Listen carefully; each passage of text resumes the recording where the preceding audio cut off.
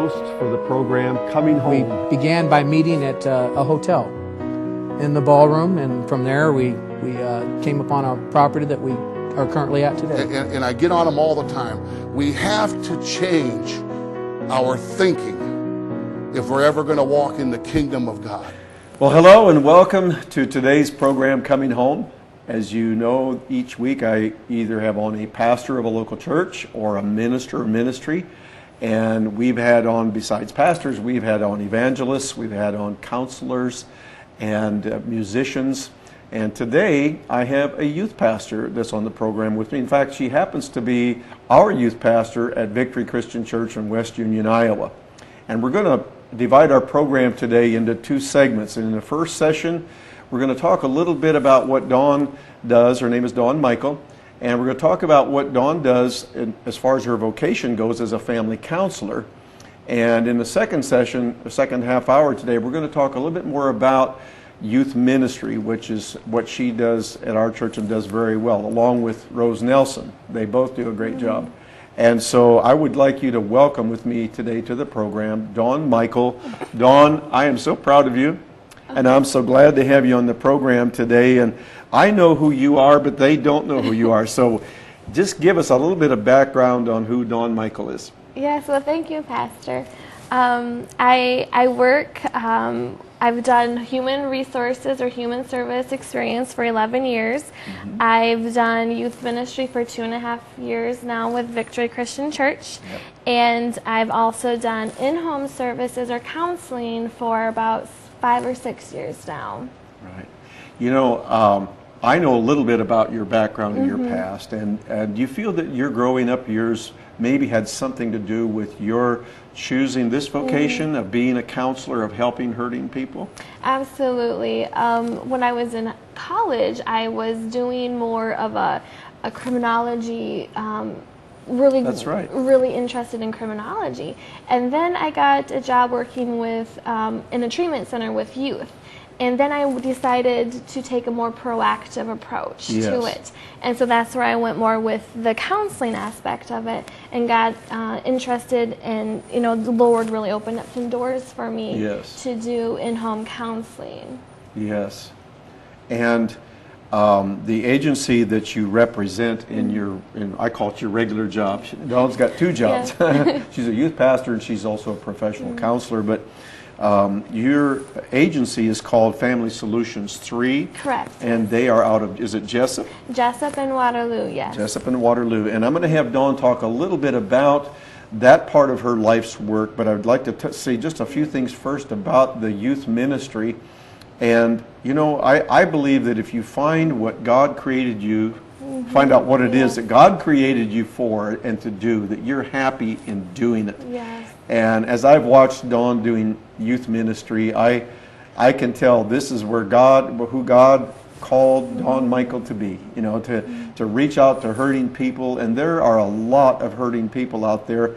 And some of the people that she has, a majority of them, I believe, are probably children, but you do also minister to some adults in your line of work. And I've heard you talk, Dawn, I've heard you talk about it's hard to not get emotionally involved. Yes. It's hard to not get emotion involved because some people, children especially, have so many hurts and deep wounds and needs, and you find yourself ministering to them and trying to, do you ever almost want to cry? Yes. Yes. Yes. Yes. But the Lord's really strengthened me with that, and really has given me a heart to have compassion, but yet to have that counsel to really be a strength for the families, and really empower them with their own strengths. And I'm all about strength building, so identifying the strengths and building from that. And every person we all have weaknesses, by the way. We all have both strengths and weaknesses, and as you heard Dawn say, is to find out what their strengths are and focus on their strengths. And it's about empowering people to become who they were intended to be by God, and to give them the knowledge and the encouragement and the equipment, or whatever it is, the resources, to empower them to become all that they can be and to get themselves out of. Because, life has a way of wounding us. And we have a choice, don't we? Yes, We have a choice yes. to stay in that wounded condition and nurse those wounds, even as we grow up and get into adult life. And God, you know, He wants to bring healing to the whole person. Yes, If I can yes. say that right now, that God, Jesus came to heal brokenhearted people. And He came to restore downtrodden, and He came to set at liberty people that were bound. And, you know, we can get bound in our own mind just by continually analyzing our life, what's wrong with our Yes. life and what happened to me. And so what you do is you help them discover their strengths and focus on the strengths. Yes, yes. It's all about strength-based and building up Yes. the family, the parent, the child.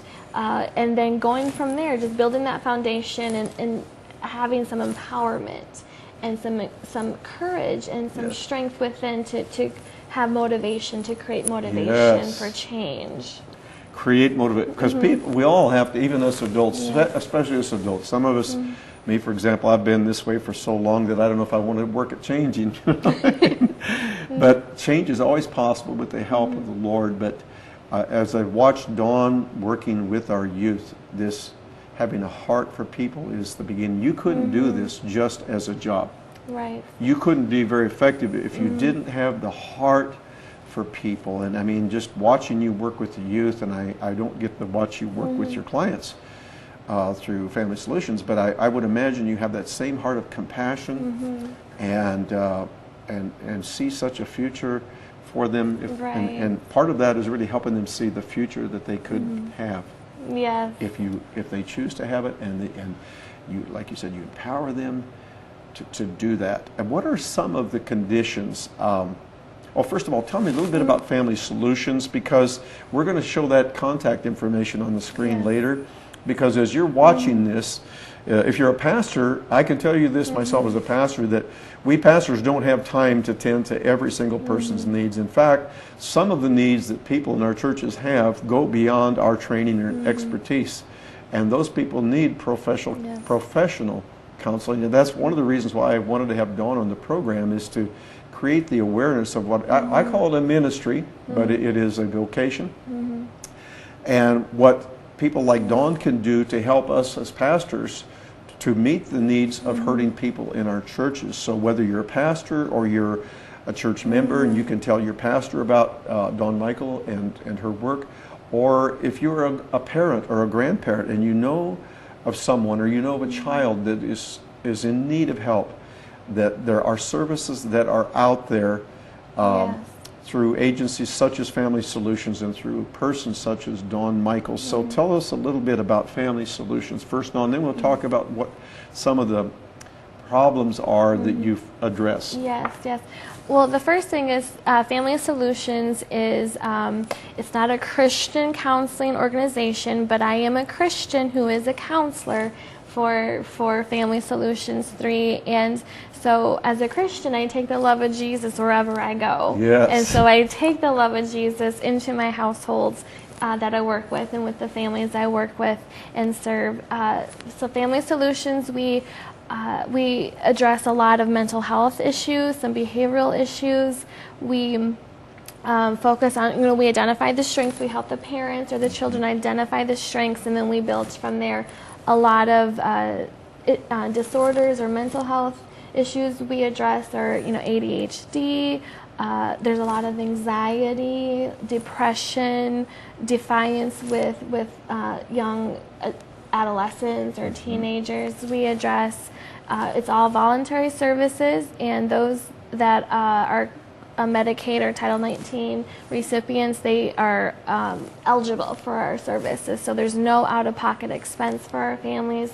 And we do in-home services, so that helps ease up the family's structure or scheduling. So we're able to meet the needs of the family within the family environment and see firsthand what some solutions are for what's going on in the family. And each family we tailor to their own specific needs. Yes. So no family is treated or has the same counseling approach or the same treatment plan.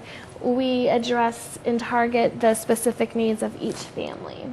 I've heard you use this term, Dawn. After you go out, you do, I want to say analysis. You do an analysis, you sit down, you find out what the situation or problems are, and then you go back and you put together a program that's specific to that person or that family situation. And so that, as you said, everyone's situation is a little different, or the people are different, and the type of treatment or recommendations that you make are going to vary from person to person.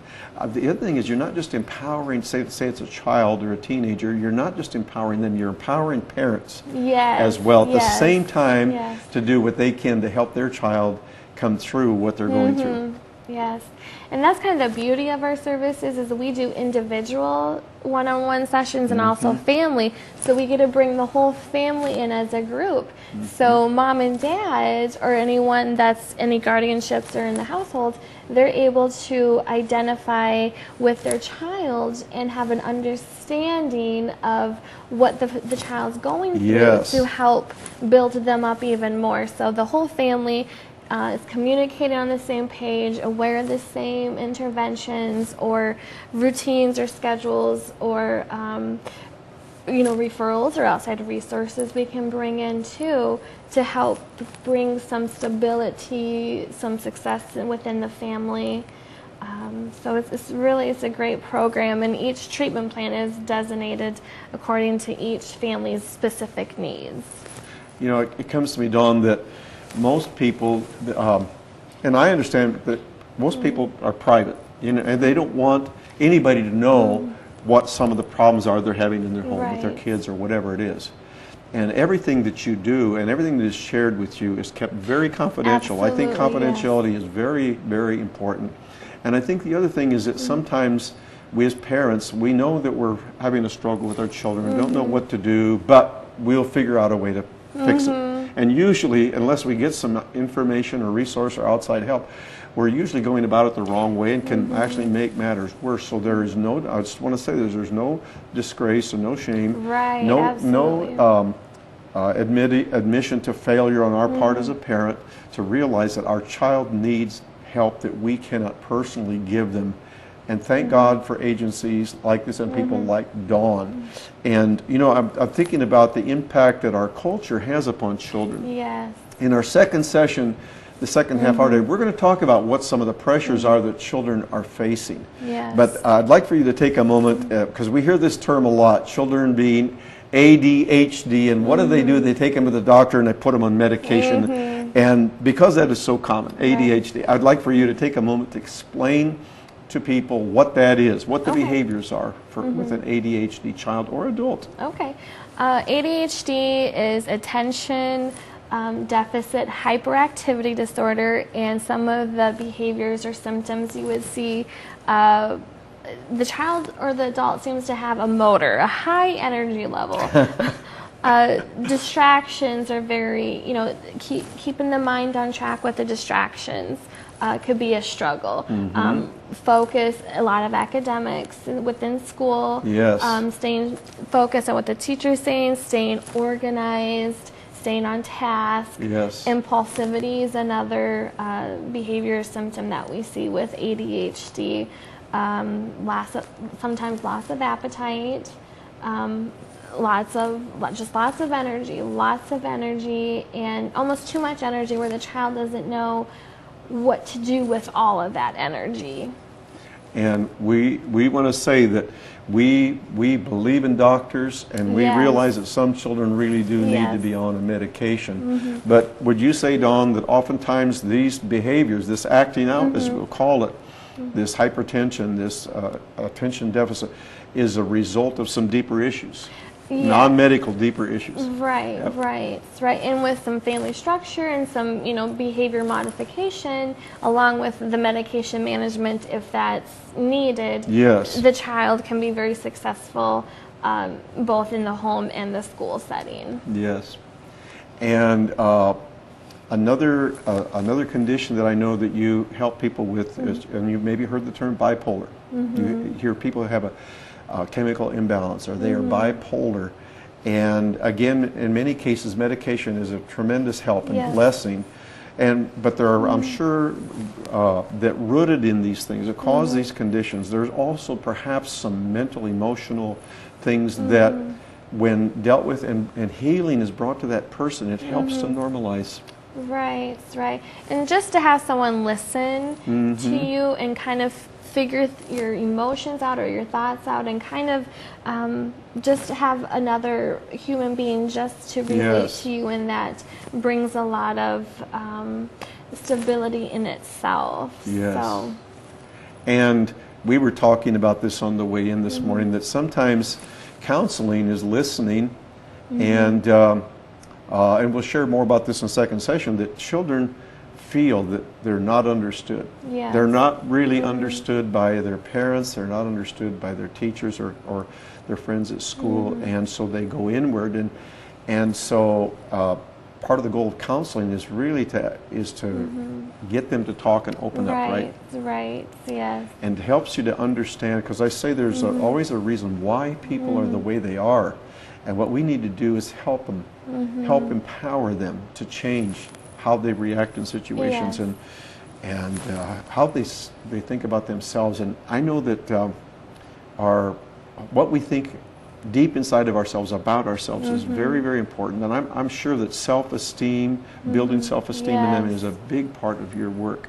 Absolutely, because self-esteem is kind of a baseline, because you want to pour into the child, identify their strengths and things that they're good at, and reinforce them with positive affirmation, so that they have the motivation and the self-esteem Yes. to know, I can change. I don't have to live with this confusion or There you go. doubt or frustration. And so I think with a lot of parents is they see these outward behaviors of their children, and it's actually it's an inward self-frustration or confusion, and feeling of lack of self-control that we see a lot of these outward behaviors exhibited. Yeah, and you know, Dawn, I realize and I watch people's lives that parents are very busy people. Yes, In many of the yes. cases, both the mother and father are working Yes. outside the home, so we're not faulting parents. I want you to make Yes. sure we're not saying, well, your child is acting this way because you're failing somewhere. We're not saying that or implying that at all, No. because I watch people's lives. I don't know what's happened to our world, our culture, but everybody is so busy. And in families where there's 2 or 3 or 4 or more children, the children get very little attention, very little Right. one-on-one time from their parents, and so it's being a listener is something that you do, and we encourage you as parents to make time for your children. And I say this, that children get their self-esteem as they grow up. What gives them self-esteem, makes them feel significant and important, is how much you as a parent enjoy them Absolutely. and play with them. And that makes them feel really good about themselves when you're enjoying them. But you know, many parents are living under such stressful conditions, they have so little time to actually enjoy their children, Right. get down and play with them and laugh with them and just say, oh, you are so much fun, I love you so much. Instead, it's almost all correction. You didn't clean your room, you didn't do that yet. And a correction is important, but I remember James Dobson once said many years ago, he said, for every negative word that we speak, a parent speaks to their child. The first time I heard this, he said it takes 8 positive comments just to erase the effect that one negative comment had on the child. And so if we don't take the time to build that up in them, Right. that you know, yes, we need to correct you on this, but let me tell you, you are so awesome. You are an incredible kid. I love you. And we praise them. And you know, there's 4 basic needs that all children have. One is unconditional love. Yes. And I think love of a parent for their child is inherent. I think you just have it. But I think sometimes we get so irritated with and stressed out with life that we are doing more barking and yelling and disciplining than we are enjoying our kids. And I'm not faulting you, because I was guilty of that myself raising our children. But making time for your children is of the utmost importance. So it's unconditional love. They need affirmation and praise. Yes. And they need to be enjoyed. I've mentioned that. And the 4th thing is it's up to us as fathers especially to impart to our children the knowledge of who they are, to give them their identity. And there's so many young people, Dawn, that are searching for identity. Yes, yes. They don't know who they are. And when they get into middle school, and you probably see this working with youth, they're trying to figure out who they are or who they want to be like. Right, right. And they need positive role models. I didn't mean to take the floor away from you, but we'll get more into this in our second half hour. But so, as you can see, what Dawn's doing, and again, as a pastor, I'm grateful for people like Dawn, because we want to help. We see the conditions. We see that the children are troubled. We see that the parents are having a tough time. We just don't have enough time to help everybody. And I thank God for these ministries and vocations such as Dawn has here with Family Solutions. And I'm looking at the list of things here. Conflict resolution. Can you give an example of what you do in the area of conflict resolution? Conflict resolution. Well, a lot of my middle schoolers and high schoolers obviously fall in this category. And so there's the issue of bullying. Is very prevalent in our society, within our schools. And I know the schools do the best they can to have a no tolerance. You know, that's their policy, no tolerance. But there's things going on after school. Under the radar. Yeah, on the school bus where there's only one adult and there's not eyes for supervision. And so conflict resolution, and I like to do conflict resolution and assertive communication together, especially with bullying. So then the child feels empowered with communication skills and conflict resolution skills to stand firmly against the bullying, and knowing that they don't have to take that to build, because sometimes those children feel so beaten down with their self-esteem that empowerment, that support really boosts their ability and confidence within themselves to know I don't have to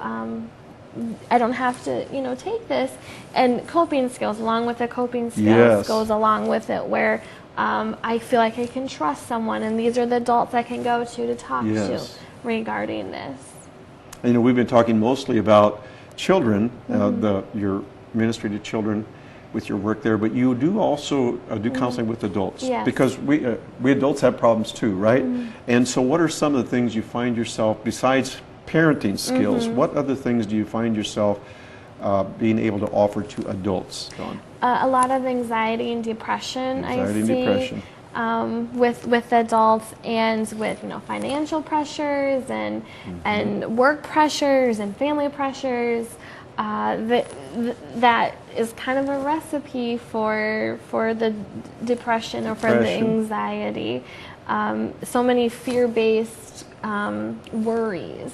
A lot of fear of failure, fear of being able to maintain, fear of even as adults we have the fear of acceptance. Are we doing the best job we can as parents? Are we doing the best job we are in our employment? So that can lead to additional stress for anxiety or depression. Everybody needs encouragement. We all need to be encouraged at any age. Our children need to be encouraged. We need to encourage them and help them. They're looking for somebody who will believe in them. And to believe in them to the degree, and encourage them to the degree that they will stretch out of their comfort zone and discover just what all they can be and all that they can do. And I know that you do that you listen to them, you believe in them, you communicate to them that you believe in them personally, that you know they can do this, that they can overcome this. And that encouragement is probably one of the most powerful counseling tools it isn't just counseling tools, in life. And if we live our life every day to give 3 or 4 people every day a word of affirmation, a word of encouragement, because this is so needed. And our kids need it because of the peer pressure at school. And we'll talk about this in the second session. That what they are feeling at school, and the pressure they're under in school, the pressure to be accepted, the pressure to get good grades, and all the pressures that they're facing. And so kids need first of all, for their parents to believe in them, and their parents to encourage them. And so again, in regards to the adults, you're helping them with parenting skills, you're helping them with anxiety problems or depression problems. It's amazing to me how many people are on antidepressants just because they're depressed. And that may sedate, and I do believe in it. I want to reinforce that I do believe there's a need for that. But we need to build people up so that they get to the place where they don't need these things anymore. Right.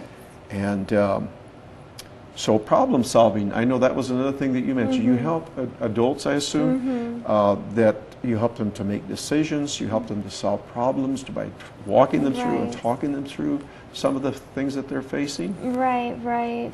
I think just having someone there to listen and kind of hash out, Yes. you know, this is my situation, here's my options, and just to have that extra fresh set of eyes or mind to come in and say, okay, let's do a pros and cons. Okay, if you did this, what would be some consequences or rewards for these choices? So just to have a fresh perspective.